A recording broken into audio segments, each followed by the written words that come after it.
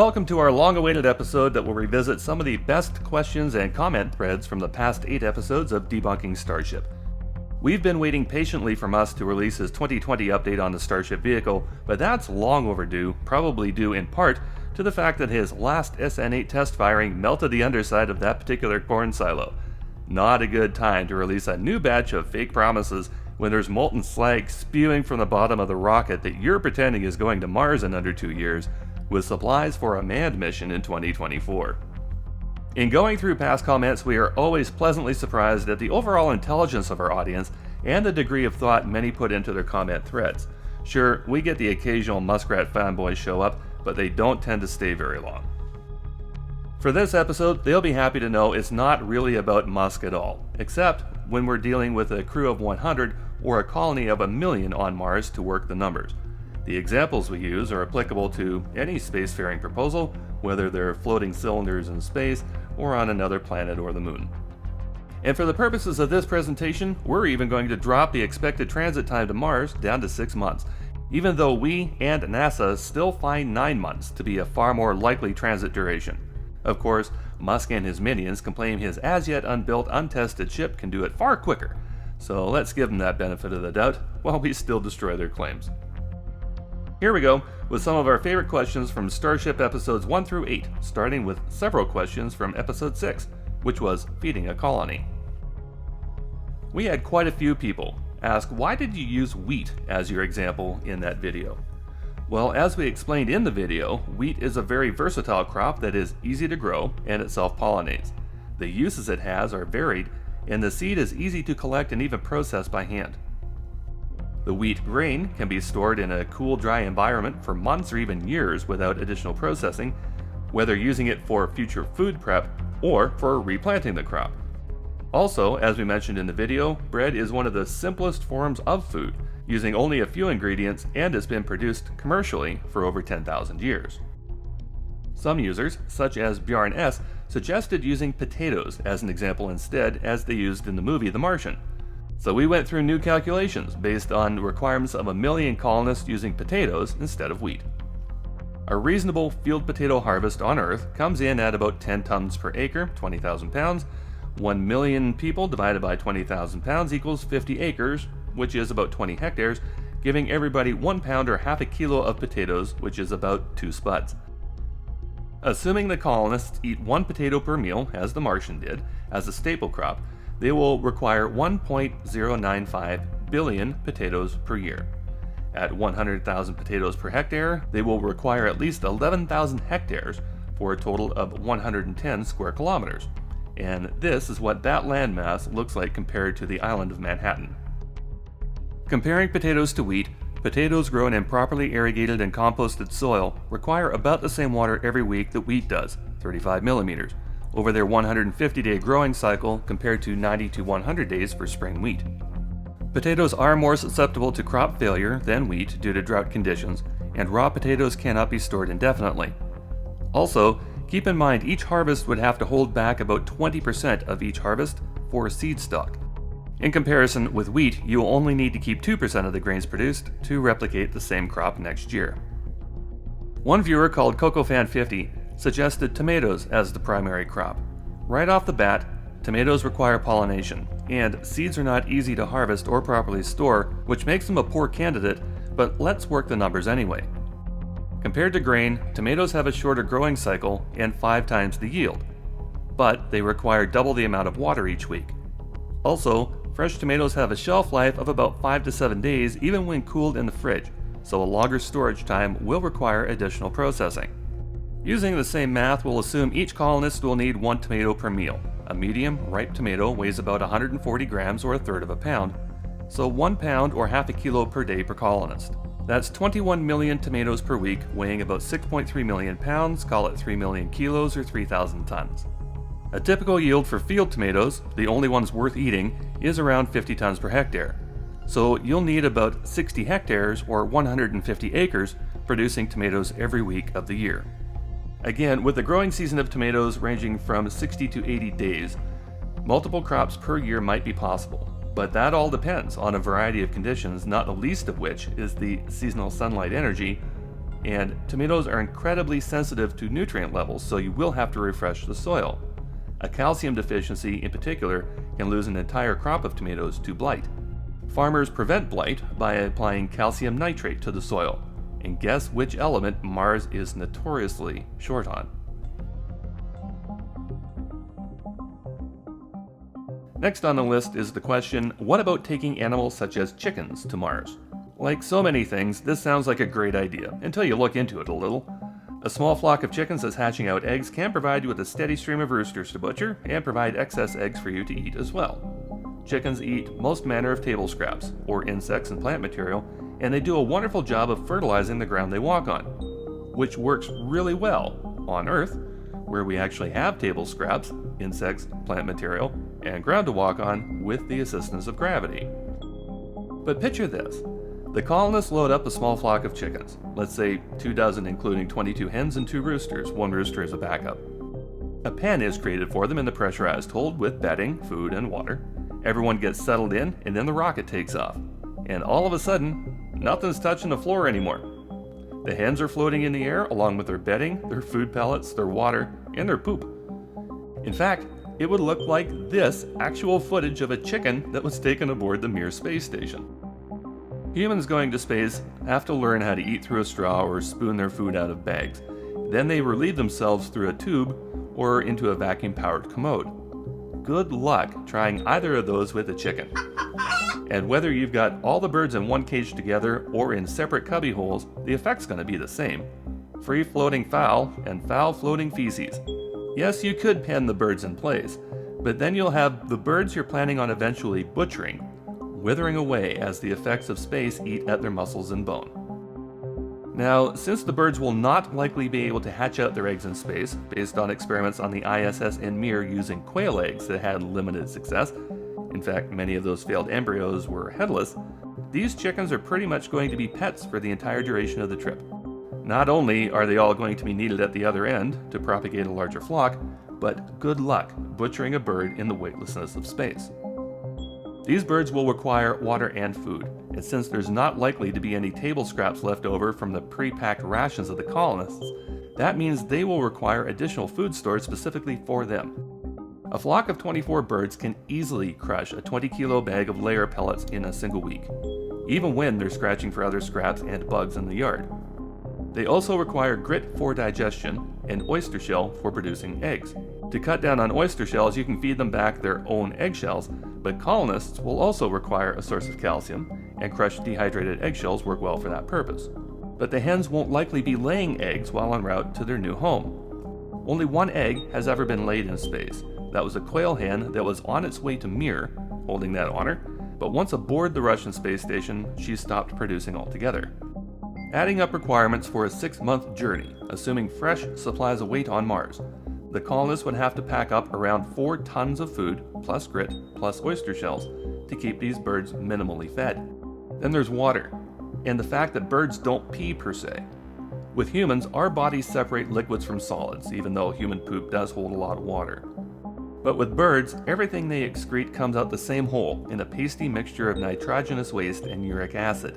It looks kind of like these dog treats. No, we didn't actually post pictures of poop. This mixture is not particularly water soluble either, so all the water going through the bird will not be able to be recaptured or recycled. How much water? Well, an adult chicken will go through around 1 liter of fresh water per day, 30 liters per month. So this flock of 24 birds will go through about 4.5 tons of water while en route, and also require a steady flow of fresh water once they arrive at Mars. Not only is that water lost in their waste, but now the colonists will have to deal with that waste some other way. If you feed the birds 4 tons of food, you're going to have to expect about 4 tons of poop, give or take. In this environment of waste not, want not, most likely they would want to store this byproduct as possible fertilizer once they arrive on Mars. Here's the problem with that though. As their droppings dry out, they expel methane, which is the same explosive gas used to fuel the rockets, but would definitely not be refined enough or cold enough to be inserted into the cryogenic propellant tank. In landfills, the flame stack you often see burning is the dirty methane being released from buried trash. Some landfills have started recapturing this methane to insert into natural gas utilities.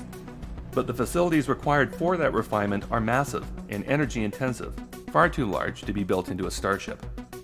The poop also releases ammonia, which is a sharp, pungent, eye-watering stench that would also need to be recaptured and stored, since this compound contains one of the elements Mars desperately needs more of, which is nitrogen. Similar logistics would surround the transportation of pigs or cows or whichever other animal colonists intend to bring along. Animals floating around the ship that need to be fed, watered, and cleaned up after. That will likely provide you with no benefit while en route. What about using insects as a protein-rich food source? Duskona Niervarld was one of the first viewers to suggest insect farming as a source of protein. Even on Earth, there are some who think this will help solve the problems with feeding our exploding human population. The thing is, you still need to feed those bugs something to grow. On Earth, we have loads of plant material we can use to feed those insects, even piles of produce that go to waste because they don't conform to our standards of aesthetics.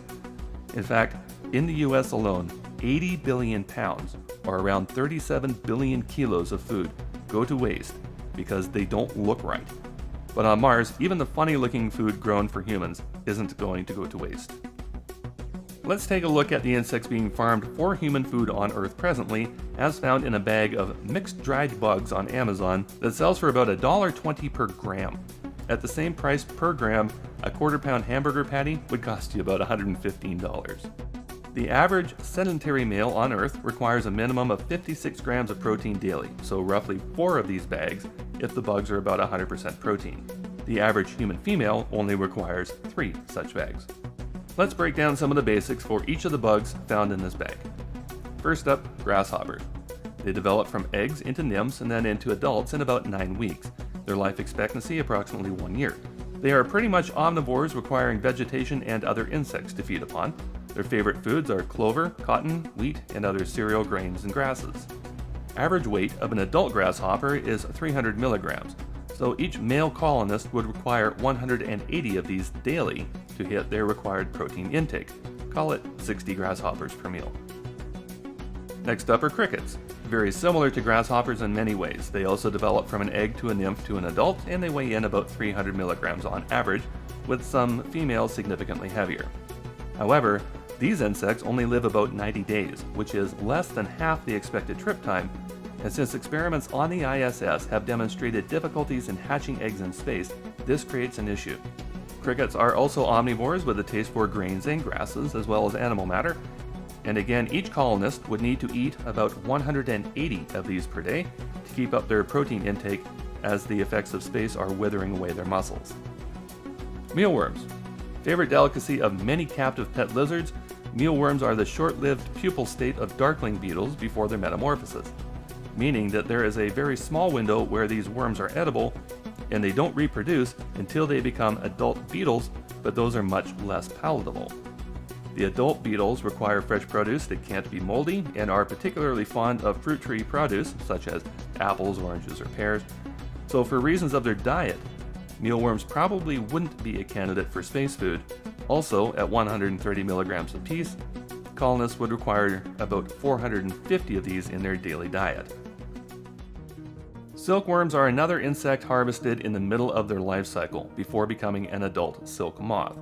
The entire life cycle of a silk moth from egg through larvae, cocoon, and adult moth is a mere 6 to 8 weeks. Silkworms from the Bombyx mori moth kept in captivity grow to a relatively large 2 grams per, but they are fed a diet that consists only of chopped mulberry leaves. Likely, this restricted diet of the silkworm would also exclude it from consideration. Sago worms wrap up this list. They are the larval stage of the sago palm weevil, with a total life expectancy from egg through larvae through metamorphosis into the adult weevil between 7 and 10 weeks. Again, that's shorter than the trip to Mars will take, so proving the worm can reproduce in space would be key. Even though these tasty mouthfuls can grow to about the size of your little finger, weighing 2.5 grams, they dine exclusively on immature, living, and decomposing sago plants, so they're not a good choice either. One other insect commonly cited for this type of farming is the cockroach, but being blunt, intentionally introducing the cockroach to any environment would be an act of stupidity. None of the other insects on this list would cause much inconvenience or damage if their colony escaped. Cockroaches, on the other hand, could be a nightmare. Narrowing down the list for practical purposes, the sago worm, silkworm, and mealworms would be poor candidates due to their dietary restrictions and 4-stage life cycles. That leaves grasshoppers and crickets, since both are eaten in their adult form and can be consumed after they've laid their eggs. Except that the life cycle of a cricket is significantly shorter than the transit time to Mars, so if these insects can't reproduce in space, they will die off in a single generation, which leaves grasshoppers as the long-lived omnivore that can eat a variety of plant and animal materials. But they're hungry little things. Grasshoppers eat 30 to 100 milligrams of plant material in dry weight per day, so the 300 milligram morsel you raise will have gone through about 21 times its body weight in other organic material by the time it is a fully grown, edible adult. In the meantime, as they are digesting their green plant material, they are creating poop that leaches methane and nitrous oxide that will again have to be dealt with using extraction methods. Now, for a crew of 100 on a starship, if grasshoppers were the only available source of grown protein, they would require a breeding and extraction program capable of producing 18,000 grasshoppers per day. With a required pipeline of 9 weeks from egg to adult at any given time, there would need to be 1.134 million living insects, plus the egg-producing breeding colony alive on the ship at various stages of development. And with their 100 milligram dietary requirement per insect daily, they would need to be provided with around 113.4 kilograms of food per day. On a 6-month trip, that adds up to 20 tons of grass or grain on board just to facilitate the insect breeding program until they reach Mars. That's if the insects can breed in space, which is unlikely. Also, grasshoppers cannot be eaten raw, as some of the worms can, so the ship will require a cooking facility capable of processing 18,000 bugs a day. These insects, if eaten raw, can make you very ill and infect you with parasites. And one thing is for certain, if you're planning on eating those bugs whole, you'd better make sure there's plenty of these supplies packed along for the ride. So as we've demonstrated, insect farming doesn't really seem to be the way of the future, at least anywhere other than possibly Earth, when you're hunting for food with Bear Grylls.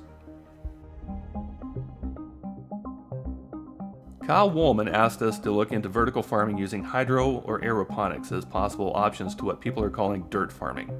There is a third option referred to as aquaponics, which is hydroponics incorporating fish in the system, normally tilapia, and the system then disposes of the organic waste, feeding the fish, and the fish turn that into fertilizer for the water in the garden beds. For obvious reasons, since they require living fish for this process, we won't expand that conversation any further. Whether you grow plants in dirt or water or using aeroponic methods, the plant still has the same requirements to grow. They need nutrients, they need water, they need light energy for photosynthesis. They also require microbiome in whatever medium you root them in to convert nutrients in the medium into something the plant can actually use. As we demonstrated in episode 6, the nutrients required even for wheat are significant, and for other crops such as tomatoes and potatoes, while they may be varied, they are still required. Remember, the nutritional content of a plant is only as good as the nutrients it contains, so if you somehow manage to grow food without a nutrient-based medium, it might look like food, but it will have almost no taste or nutritional value. Anyone familiar with the differences between a hothouse tomato and one that is field ripened knows exactly what we're talking about. Also, if you're not using the sun to provide light energy to the plant for photosynthesis, you will require a less efficient, energy-intensive alternative which requires the production of energy, distribution of energy, storage of energy, and then the conversion of that energy back into light. You will also require a closed system within which to grow these crops, and whether it's a dome or a giant building or a labatube cave, the building, the utilities, the electric grid, and the equipment in houses all need to be considered.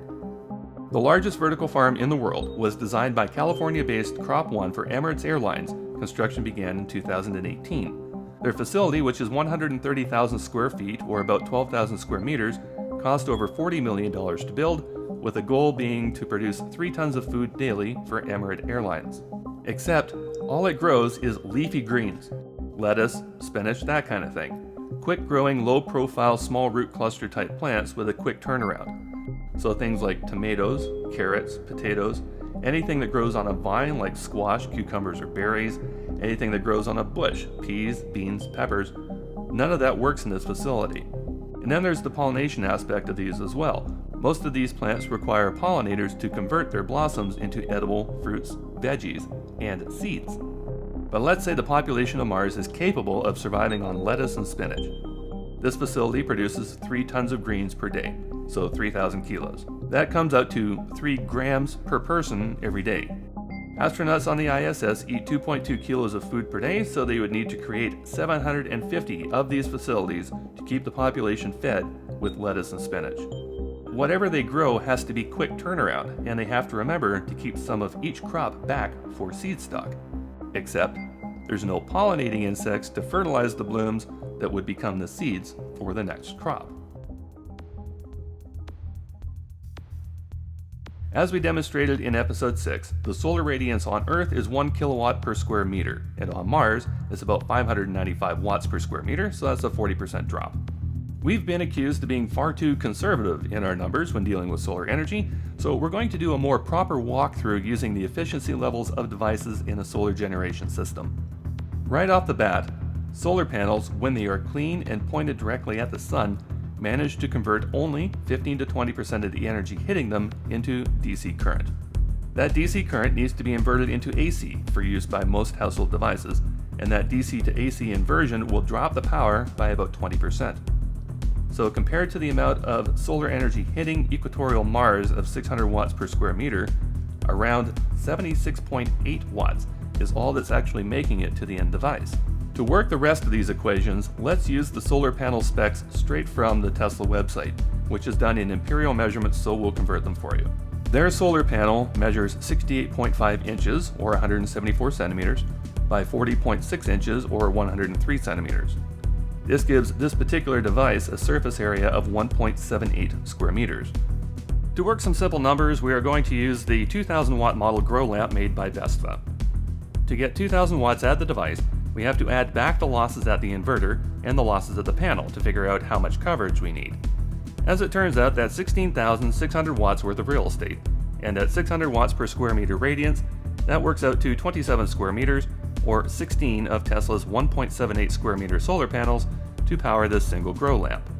That takes care of the daytime operation, but these lights need to stay on 24/7, so while the sun is out, we need to create additional power to store, and that power has to be inverted, stored in a battery, and inverted again to be converted back into light. You'll lose 20% at the inverter going into the battery, lose 10% in the battery itself, and another 20% injecting it back into the system.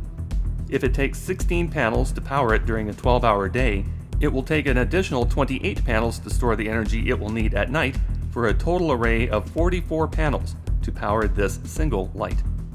In regions away from the equator where water ice has actually been identified, even more panels will be required to account for the shallower angle of incidence on the panels, as well as seasonal variations in the amount of daily sunlight. Also, this equation does not take into account any other energy requirements such as heaters, pumps, fans, filtration systems, life support, computer controls, or anything else.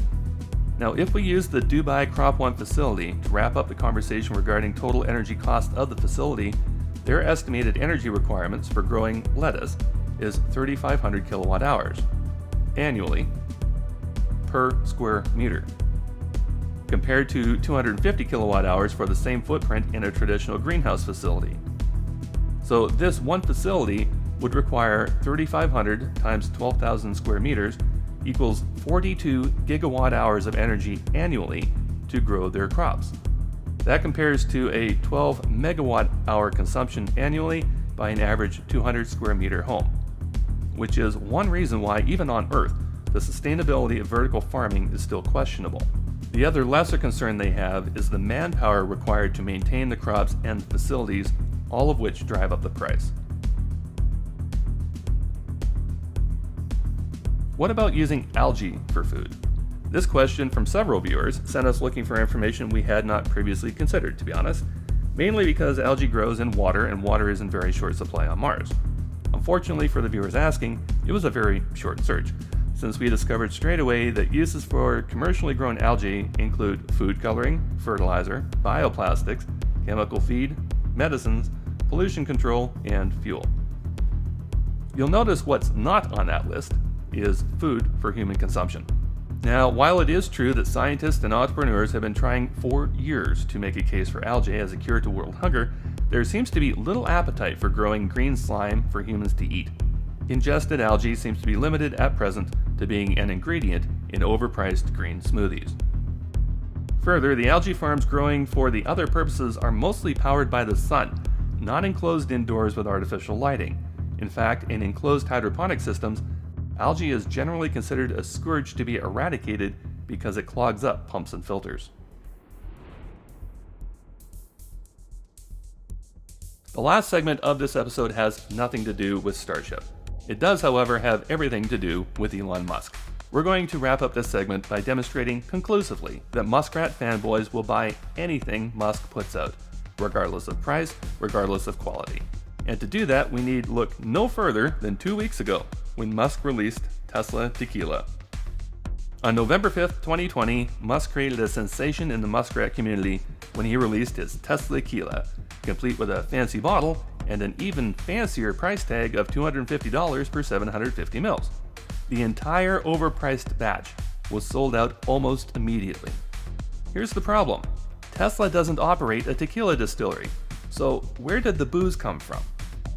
As it turns out, the distiller they partnered with is called Nosotros. They are a 3-year-old craft producer who had never previously produced an Añejo tequila like the one they bottled for Musk. And honestly, good for these two brothers to be able to attract such a high-profile client. The question is, are their tequilas any good?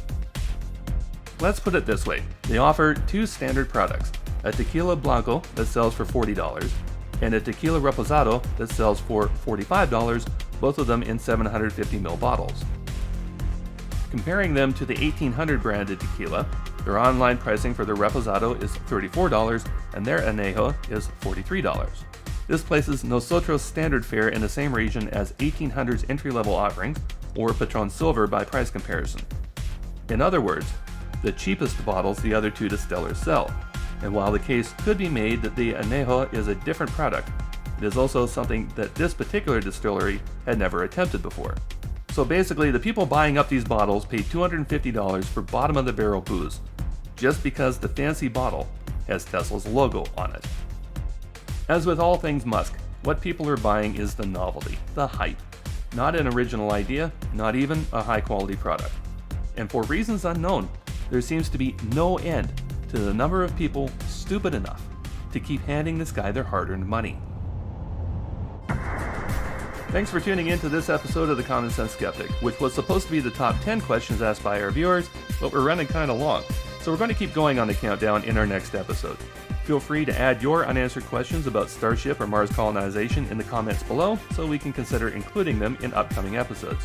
Visit our discussion panels on Instagram, Reddit, and Facebook, as well as our YouTube community page. Give the video a thumbs up, share the video, and hit subscribe, so you'll be the first to know when the Common Sense Skeptic returns.